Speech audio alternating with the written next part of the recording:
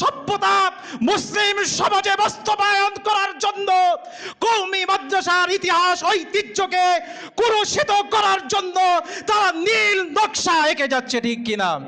প্যারে হাজিরিন, আমাদের সোচ্চার হতে হবে, আমাদের জ্ঞানের প্রসারতা আরো বৃদ্ধি করতে হবে, যেন কোনো ইহুদিবাদ, কোনো নাস্তিক্যবাদ, কোনো কাফের বেঈমান কওমি মাদ্রাসার সোনালী ইতিহাস আর ঐতিহ্যকে ভুলুণ্ঠিত করার মাধ্যমে তাদের মিশন মুসলিম সমাজে বাস্তবায়ন করতে না পারে।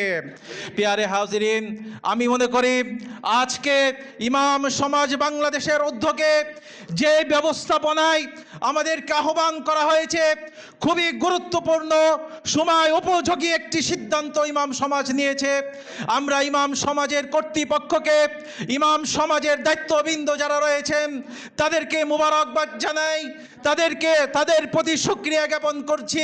আল্লাহ পাক রব্বুল আলামিন যেন ইমাম সমাজকে কবুল করেন এবং এই যুগ উপযোগী সিদ্ধান্ত গ্রহণ করার জন্য ইমাম সমাজের এই দলকে, ইমাম সমাজের এই মুবারক জামাতকে আল্লাহ পাক রব্বুল আলামিন যেন কিয়ামত পর্যন্ত কবুল করেন। সকলে বলে আমিন।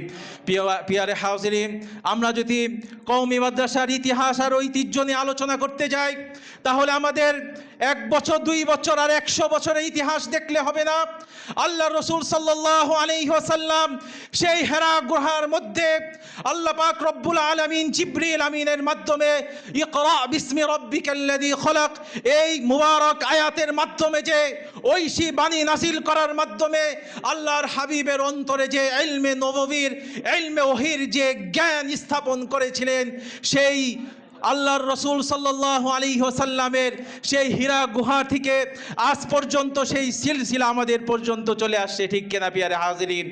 এই দায়িত্ব ইলমে নববীর জ্ঞান অন্বেষণ করা এবং এটা সংরক্ষণ করা এবং আল্লাহ পাক রব্বুল আলামিনের ইলমে ওহীর জ্ঞান যেন গোটা বিশ্বের মধ্যে সহি তরিকায়, সহিভাবে, শুদ্ধভাবে প্রত্যেকটা মুসলমানের অঞ্চলে, হৃদয়ে, তাদের ঘরে ঘরে যেন পৌঁছে যায়, সেই মিশন আর সেই চেষ্টা এই ওলামায়ে দেওবন্দ তথা কওমির অঙ্গনের ছাত্র এবং ছাত্রীরা, ওলামায়ে কেরাম আঞ্জাম দিচ্ছে, ঠিক কিনা প্রিয় হাজিরিন? এই জন্য আমরা দেখতে পাই পদে পদে, যুগে যুগে, এমনকি দিনে দিনে তারা এমন ষড়যন্ত্র করে আসছে যেন এই কওমি অঙ্গনের ওলামায়ে দেওবন্দের এই সিলসিলা যেন তারা রুখে দিতে পারে, উলামায়ে কিরামের এই সিলসিলা যেন তারা স্তব্ধ করে দিতে পারে। এই জন্য আমরা বলতে চাই প্রিয় হাজিরিন, এই সমস্ত সেমিনার, এই সমস্ত প্রোগ্রাম আমাদের ঘন ঘন হওয়ার প্রয়োজন আছে কিনা প্রিয় হাজিরিন? আমি যদি কওমি মাদ্রাসার গুরুত্ব বোঝাতে চাই, আমাদের আকাবির ও আসলাফ, আমাদের উস্তাদগণ একটা উপমা দিতেন বড় চমৎকার। কি উপমা? যে এক ব্যক্তি এক পাহাড়ের অঞ্চলে খুব শৌখিন করে, খুব আশা করে একটা বাড়ি করেছে এবং এই বাড়ির মধ্যে যত আধুনিকতা রয়েছে সমস্ত কিছু সে স্থাপন করেছে। মৃত্যুর পূর্বে ছেলেকে একটা ওসিয়ত করে গিয়েছে যে তোমরা এই বাড়ি যতই সংস্কার করো, এই বাড়ি যতই নতুনত্ব আনো না কেন, একটি গাছ, একটি বৃক্ষকে নির্দিষ্ট করে সন্তানদেরকে দেখিয়ে গিয়েছে, কখনো এই গাছকে তোমরা কর্তন করবে না, সব করো, নতুন ভেঙে নতুন বাড়ি করো এখানে, কিন্তু এই গাছটাকে কখনো কর্তন করবে না। যেহেতু পাহাড়ি অঞ্চলে এই বাড়ি ছিল, অতঃপর যখন পিতা ইন্তেকাল করলেন, সন্তানেরা যখন সংস্কার কাজ করলেন, সন্তানেরা এক পর্যায়ে সিদ্ধান্ত নিলে এই গাছটাকে কেটে ফেলবে। এই গাছের জন্য তাদের পরিকল্পনা অনুযায়ী তারা বাড়ি করতে পারছে না, এই জন্য এক পর্যায়ে সন্তানেরা গাছটিকে কেটে ফেললো বাবার ওসিহত না শুনে। এক পর্যায়ে কি হলো, গাছ কেটে ফেলার পরে যেহেতু পাহাড়ি অঞ্চলে বাড়ি ছিল, এই গাছের একটি বিশেষত্ব ছিল যে এই গাছ যেখানে থাকে ওই অঞ্চলে, ওই এলাকায়, ওই সীমানায় বিষাক্ত সাপ কীট পতঙ্গ প্রবেশ করতো না, এমন একটি গুণবাচক, এমন একটি গুণ বিশিষ্ট গাছ সেটি ছিল। যখন এই সন্তানেরা গাছটাকে কর্তন করে দিয়েছে, ওই রাতের মধ্যে ওই পরিবারে যতজন সদস্য ছিল সকল সদস্যকে ওই বিষাক্ত পাহাড়ের সাপ এসে দংশন করে তাদেরকে শেষ করে দিয়েছে। প্রিয় হাজিরিন, কেন এই ঘটনা বললাম? এই ঘটনা হলো বর্তমান প্রেক্ষাপট আর সিচুয়েশনে গোটা বিশ্বের মধ্যে ওই কওমি মাদ্রাসাগুলো হলো উলামায়ে দেওবন্দ হলো সেই বৃক্ষের ন্যায়।